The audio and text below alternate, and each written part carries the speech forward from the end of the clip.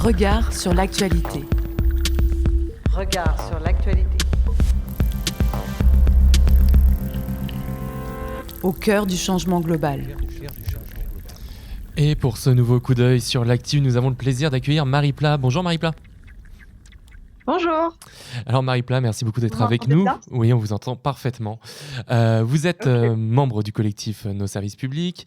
Nous avons une petite demi-heure ensemble pour discuter de l'état de nos services publics donc, et des enjeux liés à la planification écologique à conduire. Et dans un contexte de cure d'austérité annoncée, mise en exergue par les prises de position récentes du ministre des Finances et des Comptes publics. Alors, avant toute chose, est-ce que vous pourriez nous préciser un petit peu quel est le sens de la mission de votre collectif ? Oui, bonjour, merci de nous avoir invités. On est un collectif qui s'est créé en 2021 pour rassembler et des agents publics et des personnes qui sont intéressées ou préoccupées par l'état des services publics. On travaille sur plusieurs choses.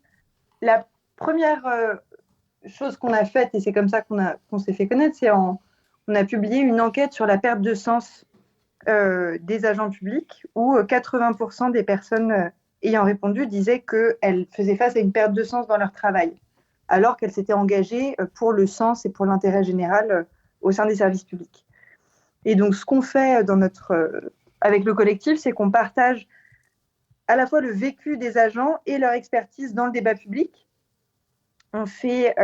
On réagit à l'actualité, donc on a publié des analyses des projets de loi de finances et de financement de la sécurité sociale, par exemple, mais on fait également un travail de fond qui ne réagit pas forcément à l'actualité. Donc on a travaillé, par exemple, sur l'évolution de la rémunération des enseignants, et puis on a publié un gros rapport sur l'état des services publics en 2023, qui est en librairie actuellement. Et donc, il y a ce travail-là de venir apporter notre vécu, notre expertise dans le débat public et pour proposer une autre manière aussi de considérer les services publics à rebours d'un prisme aujourd'hui assez dominant qui les voit d'abord sous un angle budgétaire, et puis également une volonté de faire collectif, de se retrouver entre agents et entre personnes qui s'y intéressent. Et donc pour ça, on anime des événements. Actuellement, il y a le Printemps des services publics qui se passe dans plein de villes de France, avec des événements, des conférences et même des karaokés pour se retrouver et puis faire collectif. On aura l'occasion d'y revenir sur tous ces éléments dont vous nous parlez. Peut-être insister sur cette date de 2021, sur cet élément déclencheur. Qu'est-ce qui vous a, à ce moment-là, poussé à monter ce collectif ? Est-ce que le Covid a eu un effet là-dessus, et notamment sur cette question du sens que vous abordiez ? Qu'est-ce que vous avez à dire dessus ?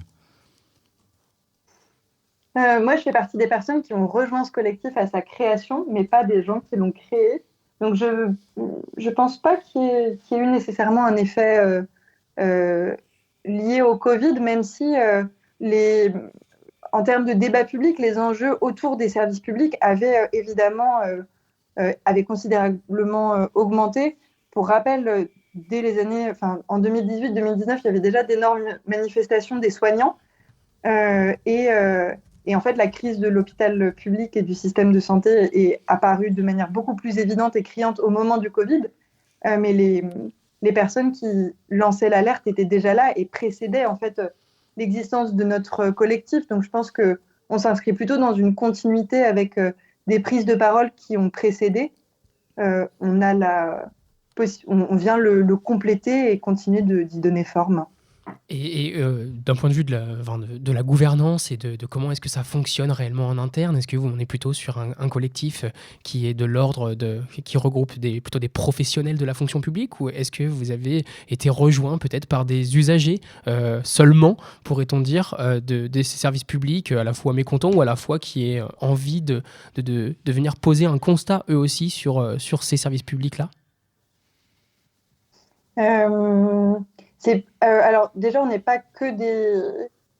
vraiment pas que des agents publics. Moi, à titre personnel, je suis pas fonctionnaire, je suis contractuelle en plus. Donc Donc le niveau de présence dans les services publics ou de statut est assez varié.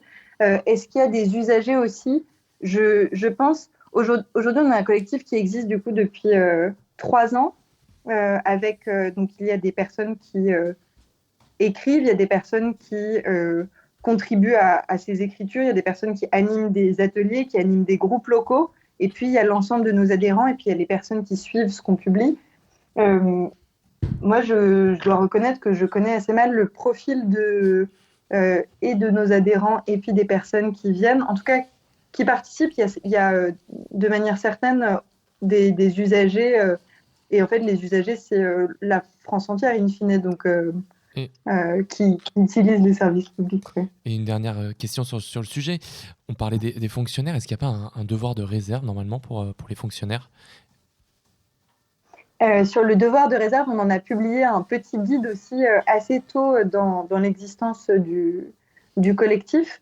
Le devoir de réserve, il est souvent pris dans il est compris dans une acception hyper large qui semble dire que les fonctionnaires ou les agents publics n'auraient pas le droit de prendre la parole, alors qu'en réalité, les endroits où ils s'exercent sont relativement limités.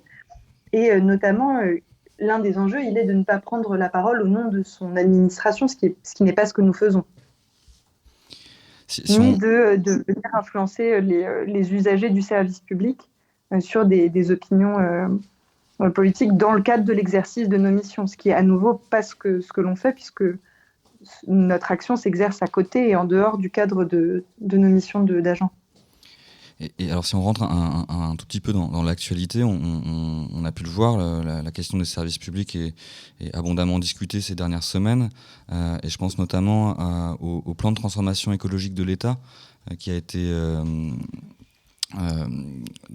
discuté au cours d'une conférence de presse qui s'est tenue le 28 mars dernier au Muséum d'histoire naturelle de Paris. Il y a une série d'engagements qui ont été pris par le gouvernement. Est-ce que vous pourriez nous en dire quelques mots de ce moment qu'a constitué ce plan de transformation écologique de l'État?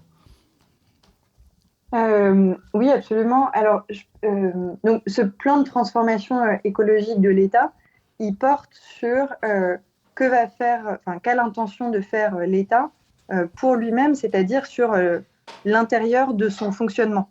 Ça, je pense que c'est important de noter que, et d'ailleurs, c'est pas que l'État, c'est État, collectivité et également l'hôpital. Je pense que c'est important de rappeler que les enjeux liés à la transformation écologique, ils ne sont pas limités à ce que fait l'État pour lui-même, c'est-à-dire la manière dont les agents se déplacent ou ce qui est mangé dans les cantines de l'État ou la rénovation des bâtiments publics. C'est également l'ensemble des politiques publiques. On y reviendra plus tard, mais voilà, c'est juste pour recentrer ce dont il s'agit. Nous, il y a plusieurs choses qui nous ont semblé intéressantes. Déjà, je pense que c'est un plan et une intention qui sont nécessaires et louables. Oui, l'État, dans son fonctionnement, a besoin de réduire l'impact qu'il a en termes d'émissions de gaz à effet de serre. Il y a une nécessité de venir également créer des espaces refuges pour la biodiversité. Tout ça, c'est des intentions louables. La manière dont le plan est écrit est relativement intéressante. Et il a par ailleurs été travaillé notamment avec des associations et, d'après ce que j'en ai entendu, des universitaires également. Et ça, pareil, sur la méthode de travail, je trouve ça assez intéressant. Toutefois, et notamment, il parlait d'accompagner et de faciliter le passage à l'action des agents publics. Ça, c'est intéressant, et c'est intéressant peut-être d'aller jusqu'au bout et d'essayer de mettre plus de démocratie au sein des services publics, où aujourd'hui, on a plutôt des échos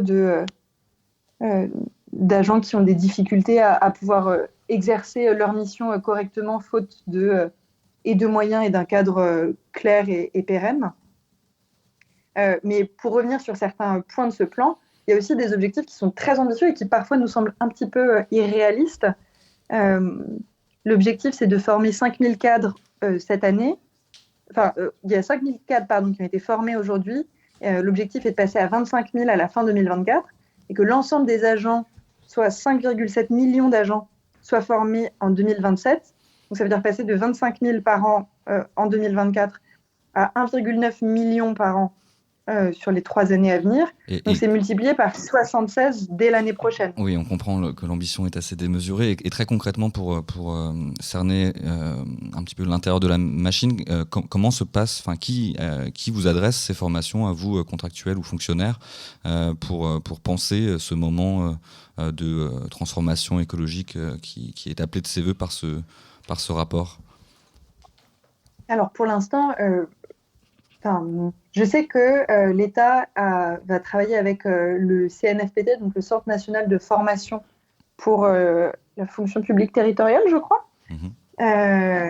Et donc ça, pour ce qui concerne la territoriale, mais il me semble qu'il s'appuie également sur les centres de formation pour la fonction publique hospitalière et la fonction publique d'État. Donc a priori, c'est en s'appuyant sur ces outils-là que l'État formera les agents. Alors, vous parliez juste avant d'une ambition presque un peu démesurée. Comment est-ce qu'on la comprend quand on est à votre place, cette ambition démesurée, alors que dans le même temps, on voit un gouvernement qui a plutôt tendance à freiner très, très, très fortement sur toutes les mesures climatiques? Comment est-ce que vous, de votre point de vue et du point de vue de votre collectif, vous arrivez à lire ce double langage d'une certaine manière?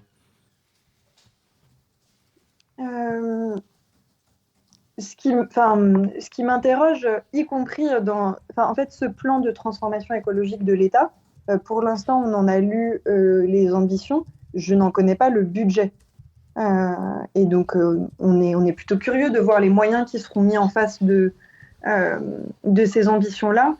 Effectivement, les dernières coupes budgétaires annoncées de 10 milliards d'euros pèsent à hauteur de 2,2 milliards sur l'écologie. Donc, ça veut dire un quart des coupes annoncées pèsent sur l'écologie, donc notamment sur MaPrimeRénov', sur le fonds vert, sur les dépenses d'infrastructure et de transport. Alors même que le rapport Pisani-Ferry-Maffouz, si je ne m'abuse, préconise un investissement à hauteur de 66 milliards nécessaires par an pour 2030 pour adapter notre économie à cette question-là. Oui, bien sûr. Et en fait, ce qui est frappant, ces coupes budgétaires, elles posent une question plus large au-delà de l'écologie. Donc j'élargis un petit peu, puis on reviendra vraiment aux enjeux de transformation. Mais il y a quand même un premier enjeu de démocratie.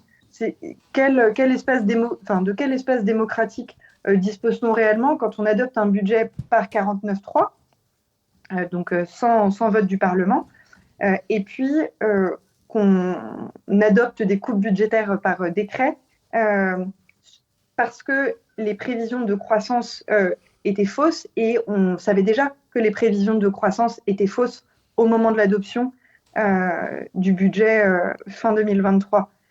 Donc c'est très compliqué de planifier quand on adopte de manière non démocratique un budget qui s'appuie sur des prévisions erronées. Mais c'est ça, du coup, politiquement, ça questionne, vous, à votre place, en tant que représentant, d'une certaine manière, de la fonction publique. Ça doit déboussoler de voir un État qui planifie sur des budgets qui ne sont pas du tout réalistes pour ensuite retirer les sommes qui devaient y être imparties.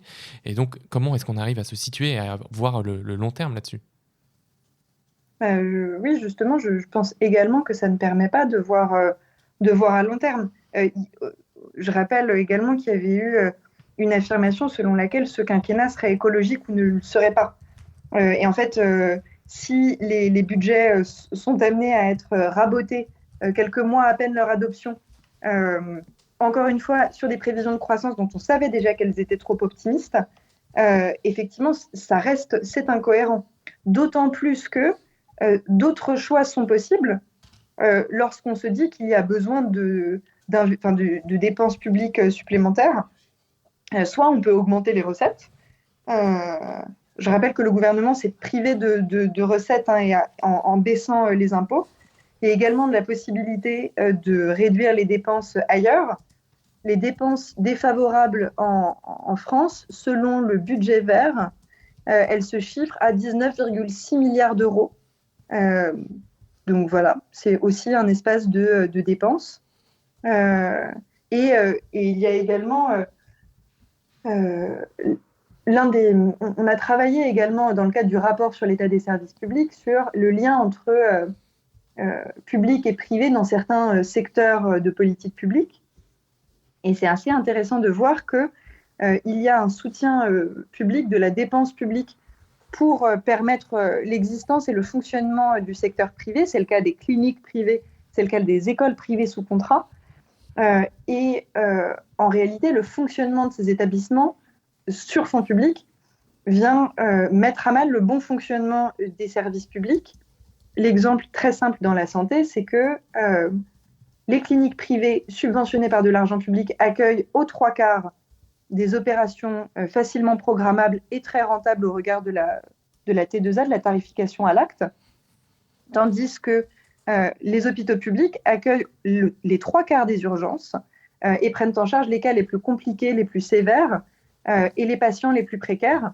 Et en fait, c'est ça qui pèse sur le fonctionnement de l'hôpital public. Donc ça interroge sur la pertinence de la dépense publique vis-à-vis d'un secteur privé qui fait dérailler l'hôpital. Est-ce qu'on n'arriverait pas... On peut aussi la dépense publique au regard de son efficience. Effectivement, et dans vos rapports, vous parlez beaucoup d'inégalités à la fois sociales, géographiques, etc. Est-ce qu'on n'arriverait pas à une forme de société à plusieurs vitesses, avec des pauvres services publics pour les pauvres, alors que, vous le disiez juste avant, les compétences les plus compliquées se situent toujours dans le service public ? On voit... Les usagers les usagers et les agents en réalité ont été les premiers à faire remonter la dégradation des services publics, des hôpitaux qui ferment et donc des distances plus grandes à parcourir, des classes qui ferment et pareil des distances plus grandes à parcourir pour aller scolariser ces enfants, et un évitement croissant qui est possible pour les personnes qui ont les personnes les plus aisées. Par exemple, dans l'enseignement, il y a eu un rapport parlementaire qui est sorti début avril sur l'école privée sous contrat qui disait qu'il y avait insuffisamment de contrepartie et de contrôle sur les établissements privés sous contrat alors même qu'ils percevaient énormément d'argent public. Et dans le privé sous contrat, la part des enfants issus de familles aisées est passée de 29% à 40% en l'espace de 15 ans. Et donc, en fait, c'est l'intégralité et alors que dans le public, cette part restait stable. La répartition sociale restait stable.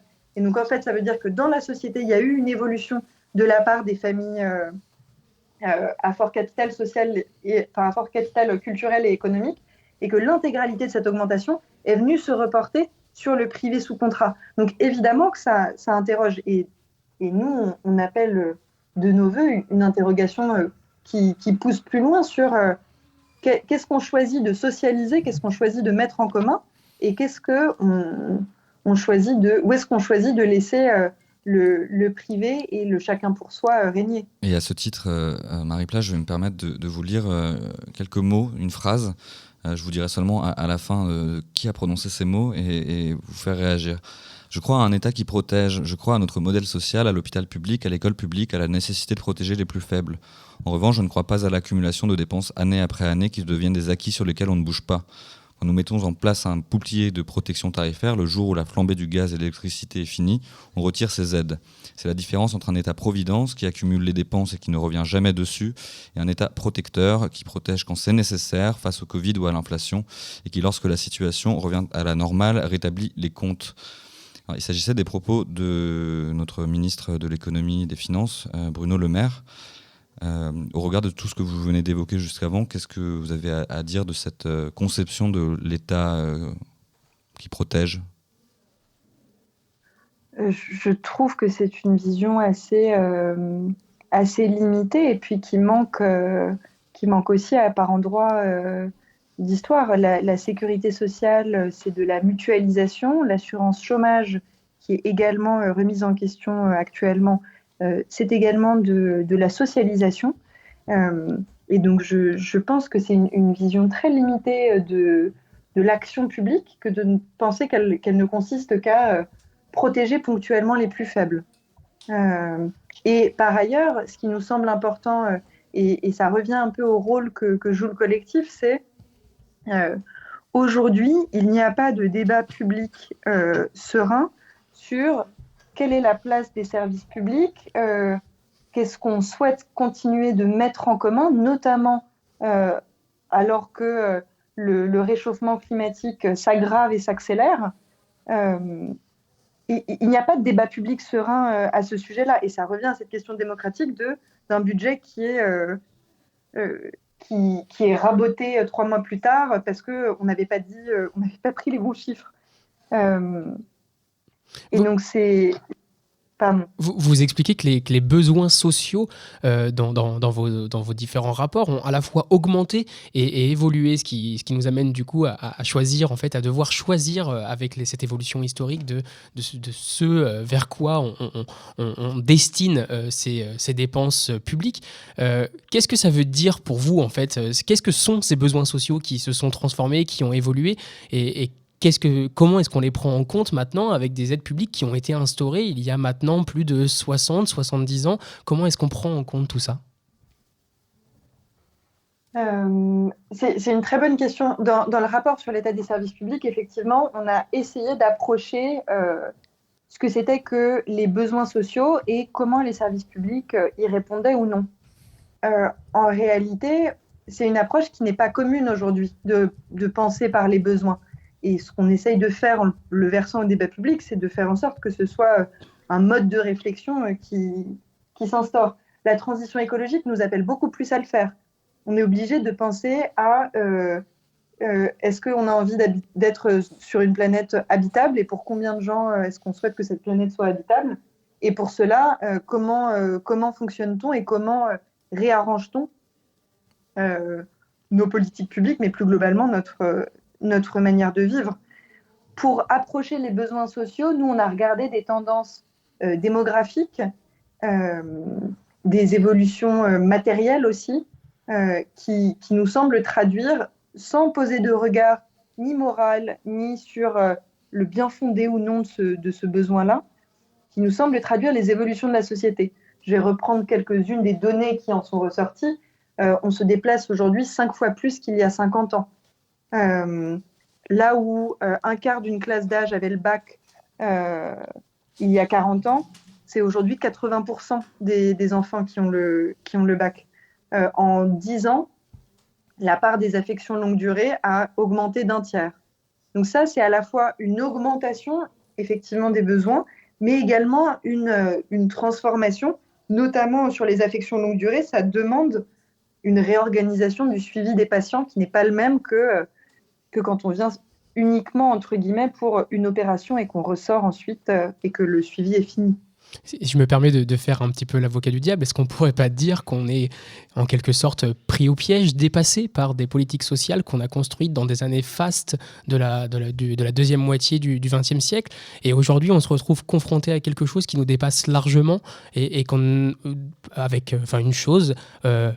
disons une toile avec des fils qu'on n'arrive pas à démêler et sur lequel on ne sait pas tirer? Moi, je trouve qu'il y a un exemple. Il y a une rengaine aujourd'hui, mais qui est assez ancienne, qui voudrait que le secteur privé soit par essence efficace et le secteur public par essence inefficace.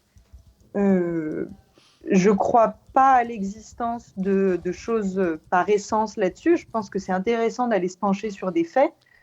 L'un des faits que je trouve intéressant à cet égard, c'est le fait que, alors je ne sais plus si c'est un rapport de la Cour des comptes ou d'une autre institution, qui avait regardé l'efficacité des complémentaires santé. Et en fait, financièrement et du point de vue de la santé des gens, donc au regard de ces deux enjeux, une grande sécu qui comprendrait les mutuelles serait plus efficace que le système actuel avec la sécurité sociale plus des mutuelles.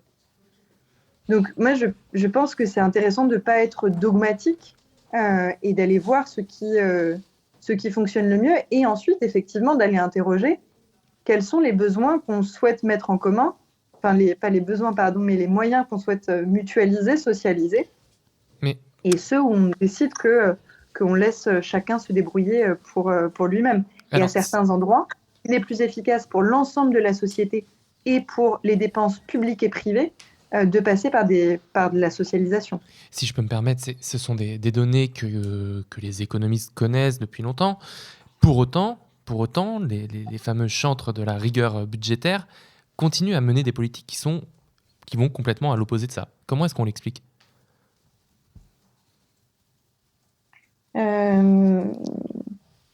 Moi, je sais pas bien, je sais pas bien expliquer cela. Je trouve que sur l'assurance chômage, c'est particulièrement flagrant, hein, vous avez raison. Il n'y a pas eu d'études. C'était Michael Zemmour qui le disait, je ne sais plus quand, à l'antenne. Et où Sophie Binet, les différentes réformes de l'assurance chômage n'ont pas fait l'objet d'études d'impact a posteriori. Et il n'y a aucune étude qui démontrerait que réduire la durée d'indemnisation permette aux gens ou incite réellement les gens à retrouver un emploi. Donc, à part précariser, on comprend mal l'efficacité d'une telle mesure. Je ne sais pas vous répondre, mais de la même manière, si je reprends le sujet qui nous intéressait aujourd'hui de la transition écologique, les scientifiques du GIEC étaient ça fait longtemps qu'ils sont limpides sur la situation et le besoin d'action, et que pour autant, ça n'a pas guidé la majorité de l'action publique sur les 30 dernières années. Donc, je ne sais pas m'expliquer cette résistance-là à des faits qui sont pourtant effectivement têtus. On va pas vous demander d'expliquer l'inexplicable. Peut-être en guise de question, de mot de la fin, on l'a dit, le collectif Nos Services Publics a publié un premier panorama sur l'état de nos services publics. Je crois savoir que vous êtes en train de conduire une réflexion sur un deuxième rapport. Est-ce que vous auriez quelques pistes à nous donner ? Est-ce qu'il y a une dimension plus prospective du coup dans ce nouveau rapport sur les services publics à inventer pour être en adéquation avec tous les enjeux dont on a eu le plaisir d'évoquer au cours de cette demi-heure d'échange ? Nous, on a prévu de poursuivre dans la même veine d'un constat et d'un constat étayé. Je pense que je continue de penser qu'informer avec des faits, c'est quelque chose de vertueux pour la qualité du débat public. Donc pour l'instant, l'idée du prochain rapport n'est pas d'aller sur des propositions.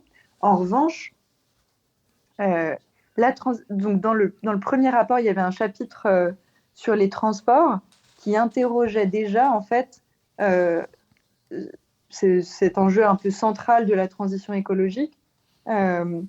Comment est-ce qu'on transforme nos modes de vie pour éviter la catastrophe. Je le disais plus tôt, on se déplace 5 fois plus qu'il y a 50 ans. Si on continue sur une tendance pareille, ça nous emmène droit dans le mur. Et donc, en fait, là où avant, on allait regarder les besoins sociaux et s'interroger sur une adéquation avec les politiques publiques, la transition écologique demande également est-ce que tous les besoins doivent obtenir satisfaction. Et c'est ça qui se pose sur les jets privés, sur l'impact écologique des plus aisés, au regard d'une consommation qui n'est pas soutenable. Donc oui, en tout cas, ce nouveau rapport, il nous emmène sur d'autres champs de questionnement, et je pense que ça va être super intéressant dans la réflexion et puis dans le débat qui suivra et qu'on aura à cœur d'animer. Eh bien, on aura le plaisir de vous lire et de continuer d'alimenter ensemble le débat public. Un grand merci à vous, Marie Plat, pour votre participation à cet échange, et puis à bientôt sur les ondes de Radio Anthropocène. Merci beaucoup et très bon après-midi. À bientôt.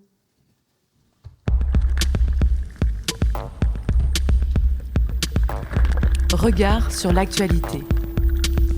Regard sur l'actualité. Au cœur du changement global.